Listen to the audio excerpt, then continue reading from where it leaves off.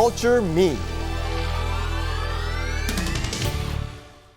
Hello, I'm Alisa from School of Liberal Arts, Sukhothai Thammathirat Open University. And I'm Jay. Welcome to Culture Me, where we discuss cultural issues and differences. Please feel free to contact us with any questions or comments at stoucultureme@gmail.com. สวัสดีค่ะ รายการนี้เป็นรายการที่ 6 แล้วนะคะสำหรับ Culture Me ของเรานะคะวันนี้เราจะพูดกันถึงเรื่องbusiness etiquette นะคะคือเกี่ยวกับเรื่องมารยาทในการประชุมนะคะถ้าท่านผู้ฟังมีความประสงค์อยากจะแลกเปลี่ยนความคิดเห็นหรือว่าคอมเมนต์เกี่ยวกับเนื้อหาต่างๆนะคะก็สามารถอีเมลมาได้ที่ stoucultureme@gmail.com นะคะอาจารย์เจ What do you think business etiquette mean? Business etiquette is just the proper rules of behavior, what you're supposed to do, what you're not supposed to do at meeting. Well, for business etiquette, things you're supposed to do, meetings, business lunches, interviews, anything to do with work, just proper rules of behavior, what you're supposed to do, so that everyone is comfortable. Yeah, and this is for professional or just anybody? Anyone, really. I mean, etiquette. Even though today we're talking about business etiquette, it applies to daily life. Etiquette ก็หมายถึงมารยาทนะคะก็เป็นมารยาทในการเข้าประชุมต่างๆนะคะแม้ว่าเราจะเน้นที่ธุรกิจแต่ก็สามารถนำไปใช้ได้ทั่วไปนะคะ and this will be useful for anybody who have to attend the meeting, maybe especially young or novice executive. Many younger people, they really don't know what to do in a meeting. They don't know the rules of behavior. Sometimes that comes with age and experience of being in so many, and observing and seeing what people do that they really shouldn't. Seeing how people act that it's like, hey, that looks really good. He looks professional. It's very useful for any of us. So the first one, Ajahn, is about being on time, isn't it? Yes. Punctuality is the key issue in the meeting. Yes. I got this information from there's an author, Barbara Pachter, and she's a career coach, and she wrote a book called The Essentials of Business Etiquette. And being on time is number one. So make sure you come on time and prepare for the meeting ahead of time. You don't want to waste anyone's time by, people sitting and waiting for you to come. And also the leaders, the people who are having the meeting, they should start the meeting on time, not wait for anyone. Yeah, there's a lot of excuses like traffic jams and rain and no snows in Thailand, but lots of traffic. That's true. But and things happen. I mean, we're human and we live in a crowded city. But leave early if you have an important meeting. Leave early. Allow time for that traffic accident or the trouble finding a taxi.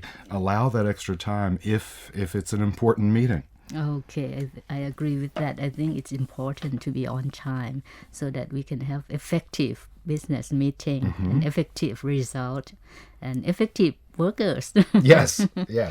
So once we are in the meeting, what's next, then you just sit there quietly or what? No, make introductions. Make sure everyone knows who each other is. It's very awkward if you go to a meeting and you don't know who everyone is. Like, who is that? But this is supposed to be the role of the chairperson, isn't it? To introduce everybody? If yes, it should be. It should be. But other people should kind of take charge of that also, because maybe the person who is in charge of the meeting is busy setting up, or and people are coming in a little early. If you are just an attendee of the meeting, you should also help out and make introductions. If you know that someone may or may not, if you're not sure, you can ask, do you know John? Okay. Maybe, someone new to the office. Yeah. And when introducing someone, it's important to say the person who's more important or higher up, to say their name first. Say their And name first. this will go by last name or surname or family name. That actually depends on the office culture. Each office has a different culture. Some people are, very Western and use first names. Some offices are more formal and it's Mr. or Mrs. It depends, but it's important to observe what your office culture is. Okay. You don't want to be the only one using first names. Okay, then how should you prepare for a meeting? The person having the meeting should have a strong agenda. That's number 3. Have What a does strong it mean, agenda. strong agenda? To have exactly what you're going to cover planned. And each step-by-step point that you want to make, have it planned. And make sure that you cover all of the things that you wanted to cover. And also a strong agenda would mean not having things that don't matter too much on there. Yeah. And somebody likes to digress and Yes. talk, blah, blah. Keeping it on topic. Yeah. We can discuss that with the stereotypes too. Yes. Yeah. And how should we sit, Ajahn? We just like sitting on a couch at home, relaxing. No, you're not at home. You're not at home. Yes, sitting appropriately. So if it's a sit-down meeting, which most are, it's important to adjust your chair so that you're not. Some people might get in a chair that a tall person had recently been in, and it's very low. If your chair is too low and you're sitting much lower than everyone else, adjust it so that you're at the same height, because you don't want to look like the little kid. I agree completely, especially for short people. And if you're tall, also you want to lower your chair. You don't want to tower over everyone. Okay. It doesn't look very good. And what about the voice? Should you speak in a very soft voice to be polite, or very strong and clear? Well, I think you should be strong and clear, but also polite. So all of the above. But speaking up is important because you want to be heard. So you can speak with a very polite tone, but also speak loudly and clearly. You don't want to speak like this because no one can hear you. No one can hear you. So yeah. And this also show your professionalism as well, right? Exactly. To speak clearly and so that everybody can hear what your point is. Right. And you also, if you're making a point, you want to speak loudly so that you sound confident in what you're saying. If you're speaking it very softly, it sounds like maybe you don't think it's such a good idea or such a good suggestion.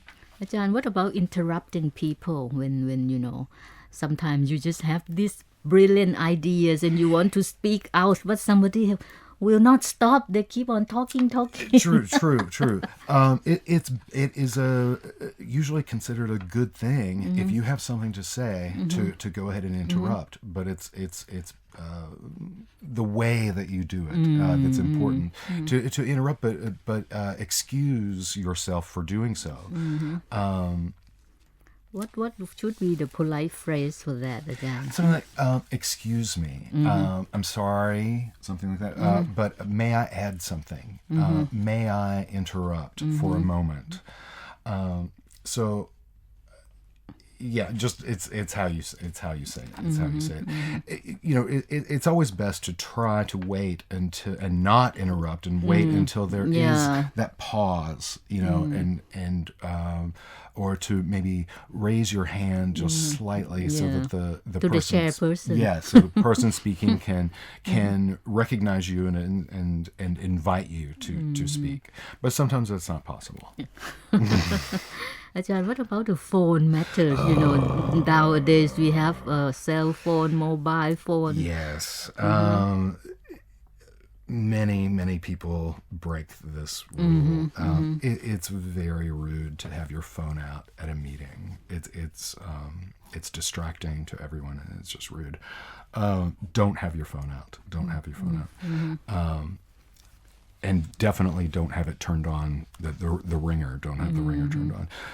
The best thing is put it in your pocket and put it on vibrate. If you do get a call and it's very, very urgent, then leave the room to take the call or to return a text. Don't even text during meetings. I think it's very rude to do that, Yes, it just seems like you're not paying attention, which you aren't. Yes. อาจารย์ what about these refreshments during the meeting อาจารย์ You can drink coffee or water. I mean, that's fine. But you really need permission for anything else, like eating. But they serve you. If they serve you, if they serve you, that's fine. That's fine. If they serve you, that's fine. You don't pick it up from your pocket. No, don't bring in food from McDonald's or the vending machine or the market. No, definitely do not bring in outside food. That's not polite. But yes, if you're served, feel free. If there are refreshments, food maybe on a buffet, usually it's better to wait until someone says, please help yourself. And what about after eating, Jan? After finishing your refreshment? Well, it's a little different, I think, in Thailand than it is in Western countries. Many times in Thailand, there are people who will clean the room afterwards and clean up as you go, take your food. Most Western companies, even, multi-billion-dollar successful businesses during meetings, they don't have a maid to there's no one serving. It's serve yourself and there's no one to clean up. So it's important to clean up after yourself. Don't leave your plate or garbage on the table. Put it in the trash can. Put it in the trash can. And what about the questions? If you have questions, and when would it be a good time to stop other people and ask your questions? It's best. The best way is the person holding the meeting, when they're discussing each topic, should allow time during that, while they're on that certain topic, should allow time for questions about that topic. At the end, of course, there might be some extra questions, but if you're if you're an attendee to the meeting, you shouldn't just wait until the end and ask all of your questions then. Ask them as the meeting is going along, while you're on that certain topic. And then when you're leaving, when the meeting is over, it's very important. Push in your chair. Push in your chair. Yeah. Leave the room as you found it. So if you pulled out your chair, push it in. Okay. So I think that's quite a few numbers of business etiquettes that but it's very useful. Maybe if our audience has some more, they can email us, as we told the email address at the beginning of our show. Yes, we'd love to hear from you. Now let's talk about stereotypes at the meetings, Ajahn. Yes. I found some funny stereotypes at meetings from weekdone.com.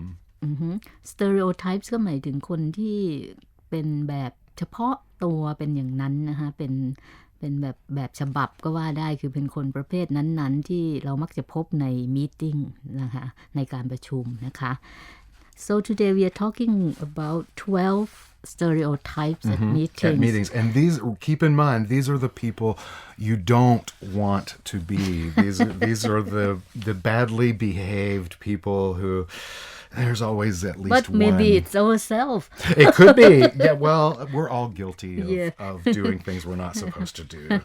But this is who we're not supposed to be. The first one อาจารย์ First one is the silent. They call him or her the silent assassin, the person who doesn't say a word during the meeting, but criticizes all the ideas after. There are many of the Yes. assassins นะฮะ Exactly. ก็คือพวกที่เงียบนะคะเป็น assassin หมายถึงพวกเหมือนคล้ายๆฆาตกรหรือนักฆ่าเงียบนะฮะคือไม่พูดอะไรเลยในที่ประชุมแล้วมาคอมเมนต์ในภายหลังนะคะอือฮึ And the second one is the free food guy. The guy who's, hey, I heard there's free food in here at this meeting. Oh, I think I'll join. Yeah. But some meetings do have good food อาจารย์ Some do, but your number one reason for going to a meeting should not be the food. If you're not going to contribute anything, yeah. contribute ก็หมายถึงว่าเราควรจะมีบทบาทในการประชุมนั้นๆนะคะถ้าเป็นการประชุมเช่นแจ้งข่าวหรือว่า discuss นะคะเราก็ควรที่จะรู้ว่าเป็นการประชุมแบบไหนแล้วเราควรมีบทบาทแบบไหน What about the yes man อาจารย์ The yes man is the overly positive person who agrees with everything and everybody. No opinion and doesn't really do any good at all. The pilgrim อาจารย์ the pilgrim The pilgrim is the person who takes the discussion so far off topic that nobody even remembers what the meeting was about or supposed to be about. Just like you digressed into some off thing, and yeah, often. Okay, and makes everybody asleep. Yes, everyone will fall asleep. So And the butt guy อาจารย์ the butt guy the butt guy is the guy who we say burst the bubble on new ideas. Every idea that someone says, he says, well, that's a good idea, but Okay อาจารย์ what about the jokester the jokester is the guy who interrupts the meeting with a funny story, well, that he thinks is funny, or a joke that's totally irrelevant. It doesn't have anything to do with the topic or the meeting. And it's just a waste of time. Maybe he wants to break the ice if the meeting is too serious, but not professional. Usually not. อาจารย์ what about the ping pong master The ping pong is like the person who, when confronted or asked a question, bounces it off to someone else. Like, John would be the person to ask about that. Okay, there's quite a few number of these kind of people. And the next one อาจารย์ The plow talker, the person who thinks that he's winning the argument or debate because he speaks louder than everyone else. Thinks that that speaking the loudest is the most important, and it's not. And the multitasker doing everything. Yes, this one is probably now the biggest problem in meetings. The person who has their phone out, their laptop, their tablet, and they're constantly texting or typing while at the meeting. Okay, Ajahn, I think that's quite a number of the stereotypes. We still have the 3 more, the name of it อาจารย์ The 127 slides guy, it's the person who has way too much material, and the meetings are too long. The nitpicker, the person who always points out like small little typos or mistakes and is not able to see the big picture. And the last the one, the 12th day of Christmas. Yeah, the 12th day of Christmas. The staller. Just when everyone is ready to leave the meeting, he has one more question. Okay, Ajahn, that's all very, very useful for business etiquette and 12 stereotypes for us to be aware of. Thank you. And thank you for joining us, everyone. Culture Me